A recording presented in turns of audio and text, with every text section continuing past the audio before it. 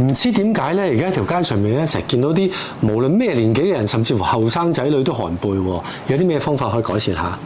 寒背咧，成日撳電話啊嘛。哦，所以咧好多抌咗個電話佢。係啦，其中一個方法啦。咁啊，另外咧，因為我哋寒背就做睇嘢嘅時候咧，啲姿勢成日都會攣咗向前邊嘅，咁變咗前邊呢啲肌肉就會太實太緊。咁所以我哋平時就要企翻直啲，係打開個 chest。冇錯啦，打開個心胸。有冇啲 exercise 可以幫助？係有嘅，咁我哋可以拉翻嗰個頸膊呢度嗰啲肌肉。咁首先咧，我哋先將一邊手擺腰後邊。